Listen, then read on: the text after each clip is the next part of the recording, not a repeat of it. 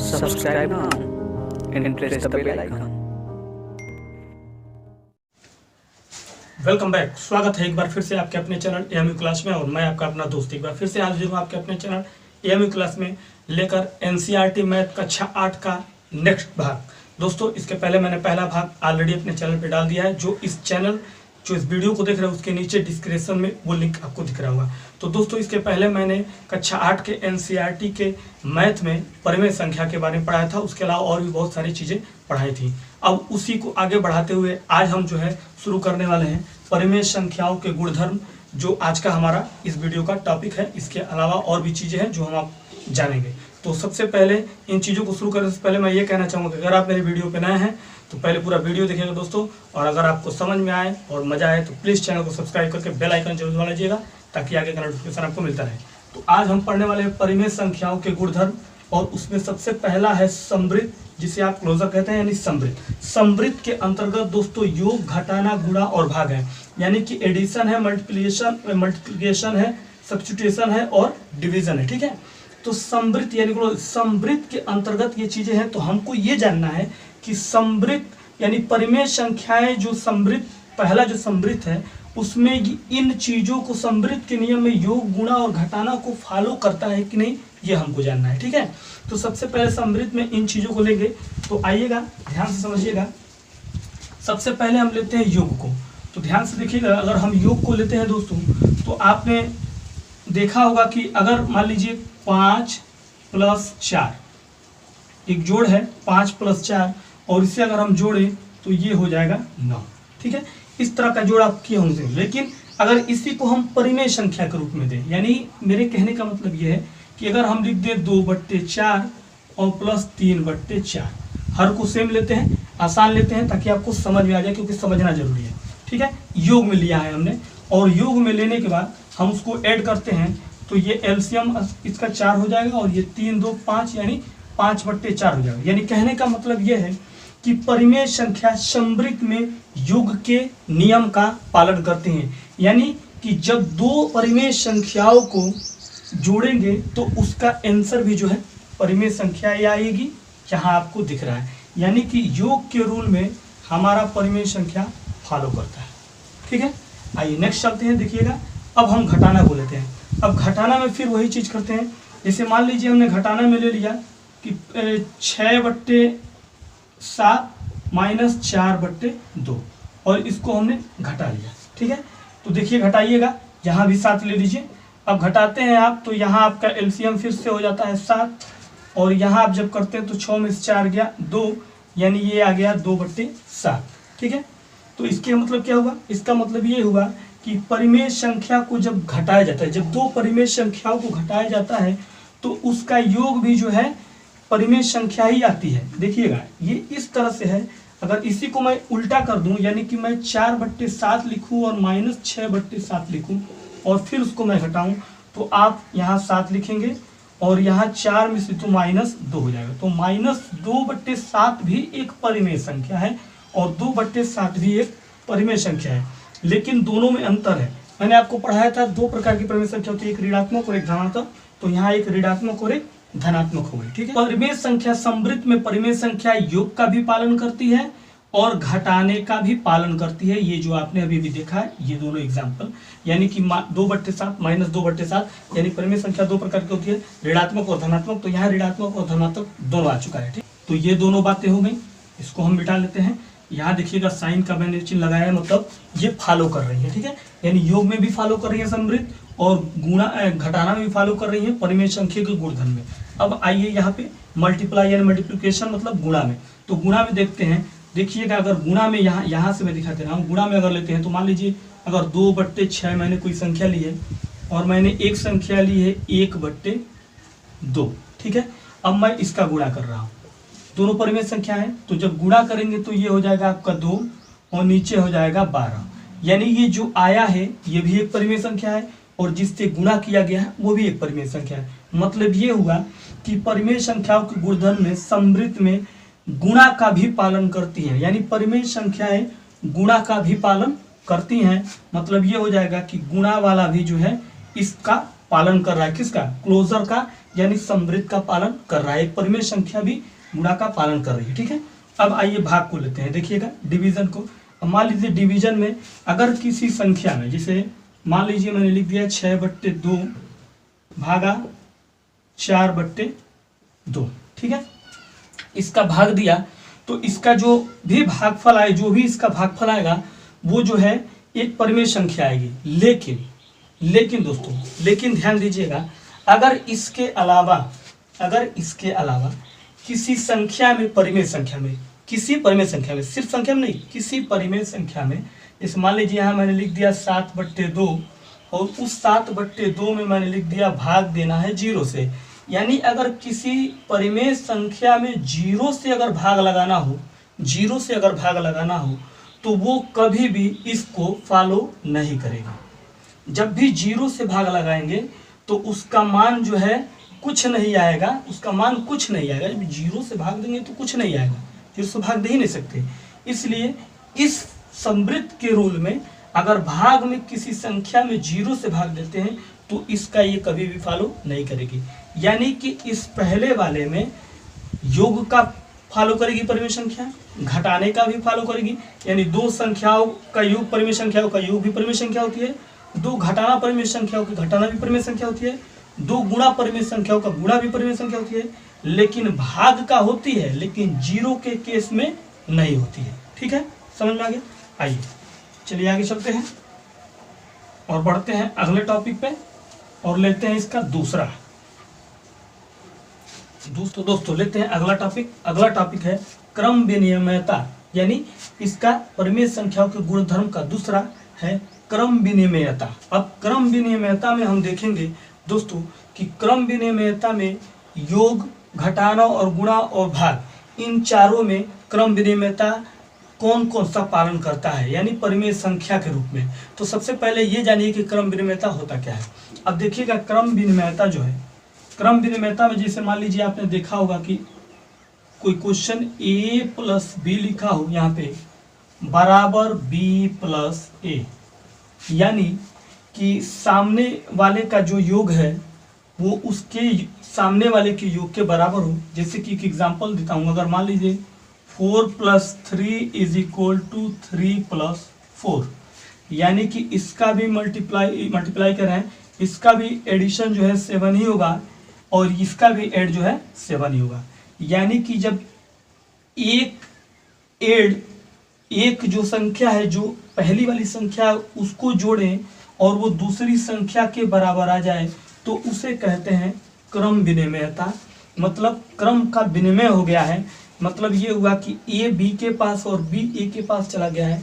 यानी कहने का मतलब ये है कि अगर किसी डेस्क पे बच्चे बैठे हैं आगे पीछे, तो पिछला वाला डेस्क का बच्चा आगे वाले और आगे वाले डेस्क का बच्चा पीछे बैठ गया है, क्रम विनिमय हो गया है, लेकिन जगह एक ही है, बस डेस्क बदल गया, रूम एक ही है, पढ़ने के लिए टीचर भी एक ही है। ठीक है, तो ये यहाँ से ऐसे क्रम हो गया, इसका एक क्रम हो गया, लेकिन मान एक ही है। अब यही चीज हम चेक करेंगे परिमेय संख्याओं में योग, घटाना और गुणा के रूप में कि परिमेय संख्याओं में इन चारों में कहाँ कहाँ ये लागू होता है, इस तरह का। ठीक है, तो आइए चलिए देखते हैं। सबसे पहले लेते हैं योग का देखते हैं। तो जैसे मान लीजिए परिमेय संख्या के रूप में, परिमेय संख्या के रूप में अगर हम योग को देखते हैं तो मान लीजिए हम ले लेते हैं अगर कि 6/2, ठीक है, और प्लस 1/2, ये हमने ले लिया और बराबर हमने आगे लिख लिया। इसको जोड़िए पहले, तो इसको हम जोड़ते हैं तो होता है ये 2 और 2 उसके बाद 6 और 1 7/2 हो गया। ठीक है, उसी तरह से अगर ठीक इसके अपोजिट, जिसे मैंने आपसे बताया था कि इसका मान अगर ये 7/2 हुआ है और बराबर कर दिया जाए, यहाँ लिख दिया जाए 1/2 प्लस 6/2, क्रम विनिमय कर दिया गया, तभी भी इसका मान जो है 7/2 ही आएगा। मतलब कहने का ये है कि क्रम विनिमयता, परिमेय संख्याओं में क्रम विनिमयता योग का पालन करता है। यानी योग में दो परिमेय संख्याओं का अगर क्रम विनिमय किया जाएगा तो वो एक परिमेय संख्या ही आएगी। ठीक है, जैसा इधर वैसा इधर। समझ में आ गया? चलिए आइए देखते हैं आगे और अगले की बात करते हैं। अब आते हैं घटाने पे दोस्तों। तो घटाना में एग्जाम्पल देखिएगा, एक एग्जाम्पल मैं ले रहा हूँ घटाना में। 6/4 मैंने लिख दिया माइनस 5/4 लिख दिया। अब देखिएगा, अब इसके ठीक अपोजिट मैंने लिख दिया, यहाँ पे 5/4 मैंने लिख दिया माइनस 6/4 लिख दिया, यानी क्रमों का विनिमय हो गया, क्रम का मैंने बदल दिया। अब दोनों का सोल्यूशन देखेंगे घटाना में। तो मान लीजिए इसका एलसीएम आपका हो गया 4, तो 6 में से 5 गया तो यहाँ हो जाएगा 1, ठीक है। इसका हो गया 1/4, और दूसरे वाले का अगर आप घटाएंगे तो एलसीएम तो 4 होगा, लेकिन 5 में से 1 जाएगा तो -1 होगा, मतलब -1/4 होगा। तो मैंने क्या कहा था कि क्रम विनिमयता नियम क्या होता है कि जो सामने वाला जोड़ता है, जैसे कि जब यहाँ 7 आया था तो उसके सामने भी 7 आया था, मतलब सेम आया था, तब ये क्रम विनिमय का नियम पालन कर रहा था। यानी योग जो है परिमेय संख्याओं के क्रम विनिमय का नियम पालन करता है। लेकिन घटाना में देखिएगा, एक 1/4 है, एक -1/4 है, दोनों सेम नहीं है, एक माइनस है एक प्लस है, इसलिए घटाना जो है क्रम विनिमय नियम का पालन परिमेय संख्या में नहीं, यानी परिमेय संख्या के क्रम विनिमय नियम का पालन जो है घटाना नहीं करेगा। समझ में आ गया? चलिए आइए गुणा पे चलते हैं और लेते हैं गुणा वाला। अब देखिएगा दोस्तों गुणा वाला, अब गुणा वाले में एग्जाम्पल लेते हैं। जैसे मान लीजिए हमने ले लिया 1/2 गुणे 1/2, छोटा एक एग्जाम्पल ले लेते हैं। अब उसके बाद यहाँ ऐसे लिख लीजिए 1/4 लिख लीजिए, ठीक है। अब यहाँ आप लीजिए 1/4 गुणे 1/2 बदल दिया, तो जब इसका गुणा करेंगे तो ये हो जाएगा 1/8, ठीक है, और इसका गुणा करेंगे तभी भी होगा 1/8, यानी ये भी 1/8 है, ये भी 1/8 है, ये भी प्लस में है, ये भी प्लस में है। मतलब कहने का ये हुआ कि परिमेय संख्याएं क्रम विनिमय नियम का गुणा में पालन करती हैं, मतलब गुणा में पालन करती है। यानी कि क्रम विनिमयता नियम में परिमेय संख्याएं योग का पालन करती हैं, घटाना का नहीं करती, गुणा का पालन करती हैं, यानी गुणा में दोनों सेम आया है, ठीक है। आइए चलिए अब भाग पे लेते हैं और देखते हैं भाग की तरफ। तो अब देखिएगा भाग में, अगर मान लीजिए भाग में किया जाए, जैसे हमने कोई संख्या ले ली 1/2 ही ले ली, ठीक है, और एक संख्या ले ली भाग 1/4, ठीक है।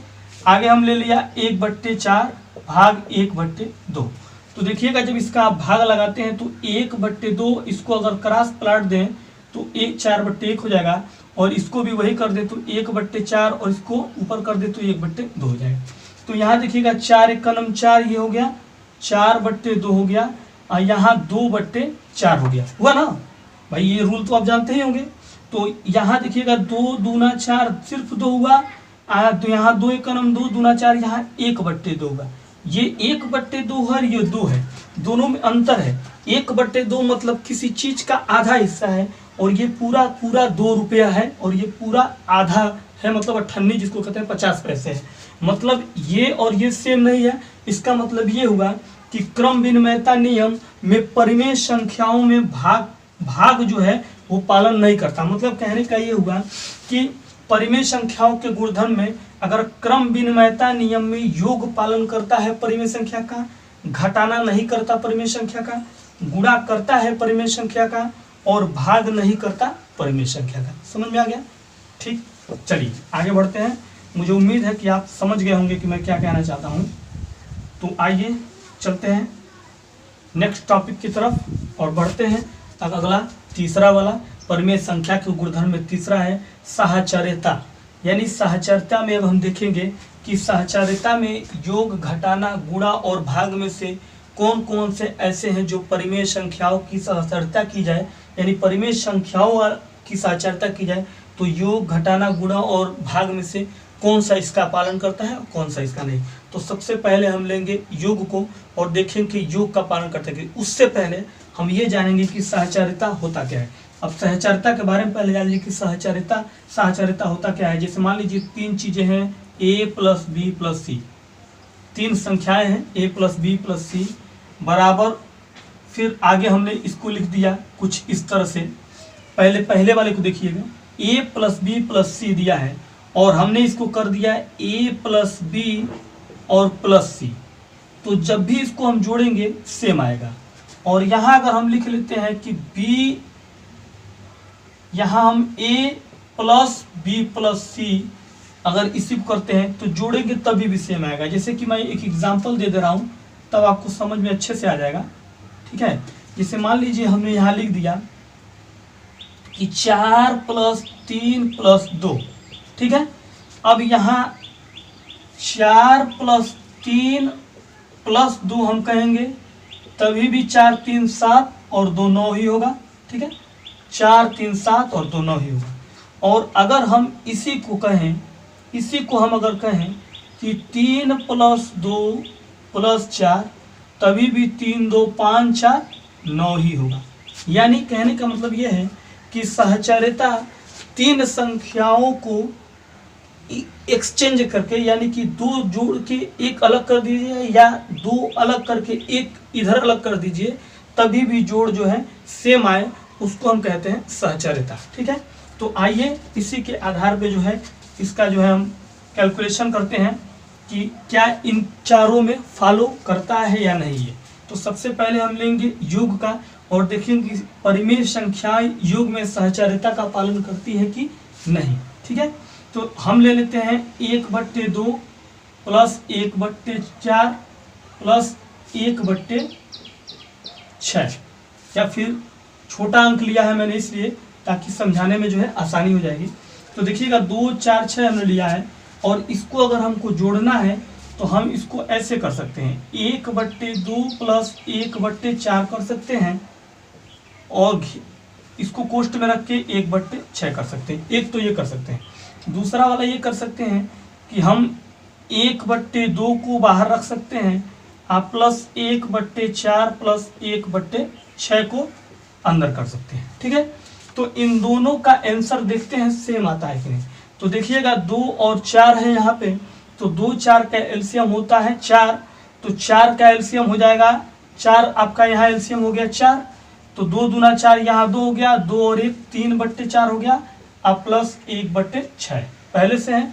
फिर उसके बाद अगेन हम दोबारा इसको जो है 2 और 4 और 6 का एलसीएम ले लेंगे, तो 4 6 का एलसीएम दोबारा लेंगे तो 2 दूना 4, 2 तिहाई 6, ये 2 और ये 3, 2 दूना 4 तिहाई 12 हो जाएगा, 4 तिहाई 12, 3 3 9, अब प्लस 6 दूना 12, 2 1 2, ये आपका हो जाएगा 11/12। ये इस तरीके से आएगा। अब इसका देखिएगा ये वाला जो मैंने दूसरा वाला बदला है, इसको मान लीजिए 1/2 है तो ये तो सेम रहेगा। अब इसका 4 और 6 का भी आपने एलसीएम लिया था तो 12 हुआ था, तो इसका आपने 12 मान लिया, ठीक है। तो सेम वही चीज़ हो गई 9 + 2 4 तिहाई नहीं, यहाँ आपका हो गया 4 तिहाई 12, 3 1 3, आप प्लस 6 दूना 12 2, तो ये आपका हो गया, क्या हो गया दोस्तों, यहाँ आपका हो गया 1/2 + 5/12, ये हो गया ना। तो इसका अगर एलसीएम लेंगे 2 12 का 2 का और 12 का एलसीएम लेते हैं तो 2 1 2, 2 6 12, ये हो जाएगा, ये 2 तिहाई 6 और ये 3, 2 दूना 4 तिहाई 12, तो फिर ये 12 ही हुआ, तो 2 6 12, ये हो गया 6, अब प्लस 12 1 12 5, 5 5 10 और 11 11/12, ये भी 11/12 है और ये भी 11/12 है। मतलब ये कहेंगे हम कि परिमेय संख्याओं को अगर सहचर्यता के रूप में, यानी कि परिमेय संख्याएं जो हैं वो सहचर्यता का योग में पालन करती हैं। मतलब परिमेय संख्याओं को अगर हम सहचर्यता में योग का पालन करें तो वो यानी वो योग का पालन करती हैं। कहने का मतलब इसके ये हुआ कि परिमेय संख्याएं सहचर्यता में योग का पालन करती हैं, ठीक है। चलिए आइए आगे बढ़ते हैं, लेते हैं नेक्स्ट और उसके कुछ एग्जाम्पल। अब देख लीजिएगा घटाना, दूसरी बात हो गई घटाना की कि घटाना में पालन करता है कि नहीं है। तो घटाना में करने के लिए मान लीजिए हमने घटाने का अगर एक एग्जाम्पल ले लिया, कोई एग्जाम्पल इसका ले लिया हमने, अब हमने ले लिया 2/4 - 6/1/4 - 3/4, ऐसे ले लिया, नीचे सेम ले लिया हर, ताकि प्रॉब्लम ना हो। तो देखिएगा इसको आप जब करेंगे तो दोनों के मान में देखने में ही लग रहा है कि अंतर आ जाएगा, क्योंकि जब इसको रोकेंगे इसको लेंगे तो ये कुछ और हो जाएगा, और जब इसको इन दोनों को रोकेंगे ये लेंगे तो ये कुछ और हो जाएगा। ये देखने में ही लग रहा है कि इसका सोल्यूशन जो है सेम नहीं आएगा। इसका मतलब ये हुआ कि घटाना जो है वो इसका पालन नहीं करता है, यानी परिमेय संख्या में इसका पालन घटाना नहीं करता है, ठीक है। यानी कि परिमेय संख्याओं को अगर हम घटाएंगे इस रूल में तो इसका पालन ये नहीं करेगा। ठीक है, अब आइए लेते हैं गुणा को। अब गुणा में देखिएगा, अगर 2/4 है गुणे 3/4 है गुणे 5/4 है, सेम है, ले लिया। अब इसका सोल्यूशन हमको करना है, तो सबसे पहले पहला एक्सचेंज करेंगे, यानी कि हम 2/4 लेंगे, उसके बाद मल्टीप्लाई कर देंगे और इसको 3/4 गुणे 5/4 1 में कर देंगे। तो क्या हो जाएगा, 2/4 गुणे इसका गुणा करेंगे तो 5 तिहाई 15 हो गया और ये 4 चौको 16 हो गया। ठीक है, अब सेम हो गया। अब ये इसके साथ हो गया तो 15 दूना 30 हो गया, 15 दूना 30। ठीक है, 16 दूना 32, 16 चौको 64 हो गया, 64, यानी इसका आंसर आ गया इस तरह से 64। अब इसको फिर एक और डायरेक्शन में बदलते हैं। अब इधर इसको करते हैं, एक अकेला छोड़ते हैं, मतलब कि 2/4 गुणे 3/4 करते हैं और गुणे 5/4 को अलग कर देते हैं। यहाँ इसको अलग किया था, इसके यहाँ अलग कर दिया, तब क्या हो जाएगा, तब ये हो जाएगा 3 दूना 6, 4 चौको 16 और गुणे 5/4। ठीक है, समझ में आ गया। तो अब इसको देख लीजिए, 6 पंजे 30 और आपका 16 चौको 64, तो ये भी सेम, ये भी सेम। मतलब ये हुआ कि परिमेय संख्याएं सहचर्यता में गुणा का पालन करती है। ठीक है, इसका मतलब ये हुआ। चलिए आगे बढ़ा जाए नेक्स्ट सवाल पे। में भी ये दोस्तों नहीं करती हैं, आप देख लीजिएगा, गुणा में भी ये नहीं करती हैं। आप एक आपके लिए है, ट्राई करके देखिए, गुणा में नहीं करती हैं। ठीक है, चलिए आइए नेक्स्ट चलते हैं। संख्याओं के गुणधर्म का वितरकता। अब वितरकता क्या कहते हैं वो ध्यान से समझिएगा। जैसे मान लीजिए हमने लिखा हो 4 और यहाँ लिखा हो x + 6, इस तरह से कुछ लिखा हो, तो ये जो बाहर है इससे जब पहले वाले का गुणा फिर उसी से दूसरे वाले का गुणा, यानी कहने का मतलब ये है कि 4x जमा 6 गुणे 4, यानी कि 4x जमा 24, ये जो आता है इसको हम कहेंगे वितरकता। ठीक इसी तरह से हम देखेंगे कि परिमेय संख्याओं में भी वितरकता फॉलो करता है कि नहीं। तो जैसे मान लीजिए हमने लिखा हो a/b एक परिमेय संख्या के रूप में मान लीजिए, प्लस यहाँ लिखा हो c/d प्लस e/f। तो अगर हम इसका इसमें गुणा करें फिर इसी का इसमें गुणा करें, ठीक है, तो हम कहेंगे कि वितरकता है। ठीक है, जैसे मान लीजिए कोई एग्जांपल ही हमने ले लिया, 1/2 प्लस यहाँ हमने लिख दिया 1/4 प्लस 1/3 लिख दिया। अब यहाँ प्लस नहीं रहेगा, ये देखिएगा, यहाँ ये प्लस नहीं रहेगा, ये ध्यान दीजिएगा दोस्तों, ये थोड़ा यहाँ प्लस नहीं रहेगा। ठीक है, तो यहाँ हमने लिख दिया 1/2, कुछ ऐसे, तो ये परिमेय संख्या है।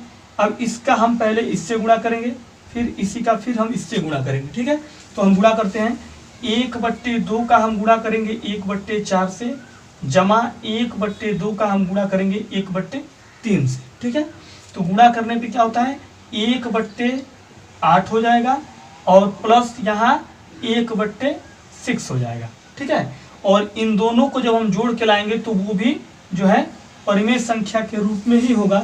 तो कहने का मतलब ये है कि चौथा जो पॉइंट है वितरकता, वो परिमेय संख्याओं को यानी फॉलो करता है, मतलब वितरकता भी परिमेय संख्या को फॉलो करता है। सीधे शब्द में कह लीजिए कि वितरकता जो है परिमेय संख्याओं को भी फॉलो करता है, चौथा गुण। ठीक है, आइए चलिए नेक्स्ट टॉपिक की तरफ चलते हैं और बढ़ते हैं। अगला टॉपिक बहुत ही लाजवाब टॉपिक है दोस्तों, ये कक्षा 8 के बुक में है सब, और देखिएगा इतने बेहतरीन तरीके से जो है हर जो है कोचिंग वाला आपको नहीं बता पाएगा, क्योंकि मैंने आपको पहले भी बताया है कि जब तक आप कॉन्सेप्ट नहीं जानेंगे, जब तक आप इसके बारे में नहीं जानेंगे कि परिमेय संख्याएं क्या है, उसके अंदर क्या क्या चीज़ें हैं, कौन किसको फॉलो करता है, इसके गुणधर्म में कौन नहीं करता है, तब तक आप सवाल में कंफ्यूज रहेंगे। आइए टॉपिक देखते हैं, तो आइए चलते हैं, बढ़ते आगे और देखते हैं नेक्स्ट टॉपिक। तो देखिएगा नेक्स्ट टॉपिक में 2 चीज़ें हैं, एक है यहाँ पे गुणात्मक प्रतिलोम, गुणात्मक प्रतिलोम जिसे हम व्युत्क्रम भी कहते हैं, एक लैंग्वेज में व्युत्क्रम भी कहते हैं, ठीक है। और दूसरा है योज्य व्युत्क्रम। योज्य व्युत्क्रम दो चीजें हैं और इन दोनों बारे में आप अच्छे से समझ लीजिएगा जो मैं बताने वाला हूं आपको। गुणात्मक प्रतिलोम और योज्य व्युत्क्रम। गुणात्मक प्रतिलोम को व्युत्क्रम भी कहते हैं और योज्य व्युत्क्रम को योज्य व्युत्क्रम भी कहते हैं, ठीक है। तो इन दोनों में क्या अंतर होता है ये समझिएगा। गुणात्मक प्रतिलोम यानी योज्य व्युत्क्रम, जैसे मान लीजिए अगर यहाँ मैंने कोई लिख दिया a/b, तो ये जो है ये अंश है और ये जो है ये हर है, ठीक है। तो जब गुणात्मक प्रतिलोम पूछे, जब अंश जो है वो हर के पास चला जाए और हर जो है वो अंश के पास चला है, तो उसको कहते हैं गुणात्मक प्रतिलोम। जैसे कि b/a हो जाए, a/b से b/a हो जाए, तो हम कहेंगे a/b इसका गुणात्मक प्रतिलोम ये है। ठीक इसके अपोजिट इधर आ जाइए, अगर यहाँ कोई लिखा हो a/b और पूछ दे योज्य व्युत्क्रम बताइए, तो ध्यान दीजिएगा इसमें कुछ नहीं करना है दोस्तों। जब भी इसका योज्य व्युत्क्रम पूछे तो अगर ये प्लस में है तो माइनस बस लगा दीजिए, ठीक है। यानी योज्य व्युत्क्रम में सिर्फ चिन्हों का अंतर होता है, अगर प्लस है तो माइनस लगा दीजिए। अब मेरा सवाल आपसे ये है, कमेंट्स बॉक्स में बताइएगा कि अगर मैंने लिख दिया कि -4/2 का योज्य व्युत्क्रम बताइए, तो क्या इसका आंसर होगा, कमेंट्स बॉक्स में बताइएगा। और यहाँ आप समझ ही गए, तो योज्य व्युत्क्रम और व्युत्क्रम में बस इतना ही अंतर होता है कि यहाँ अगर चिन्ह बदल जाते हैं और यहाँ अंश हर में और हर अंश में बदल जाते हैं, ठीक है दोस्तों। तो दोस्तों कैसा लगा आज का ये वीडियो, कमेंट्स बॉक्स में बताइएगा। और अगर आप चैनल पर नए हैं और पूरा वीडियो देखा है और अगर आपको लगता है कि आप मैथ सीख सकते हैं, और ये खासकर उन बच्चों के लिए है जो लॉकडाउन में जो है घरों पे हैं, CBSE के अलावा यूपी बोर्ड के भी बच्चे इसके बारे में पढ़ेंगे, क्योंकि ये बहुत ही जानकारी की चीज़ है, कंपटीशन में बहुत आते हैं। तो उन बच्चों के लिए स्पेशली ये क्लास चल रहा है। तो मेरे बच्चों कमेंट्स बॉक्स में ज़रूर बताइएगा कि आपका जो मैं ये वीडियो दे रहा हूँ कैसा लग रहा है। एक एक चैप्टर वाइज मैं आपको पढ़ाऊँगा। ये पहले चैप्टर का चल रहा है, उसका मैं एक्सरसाइज भी कराऊँगा। इसके बाद फिर आगे नेक्स्ट चैप्टर मैं पढ़ाता जाऊँगा। तो आज के लिए दीजिए इजाज़त, कल फिर मिलेंगे इसी टाइम लेकर कुछ नया टॉपिक और क्वेश्चन। तब तक के लिए नमस्कार।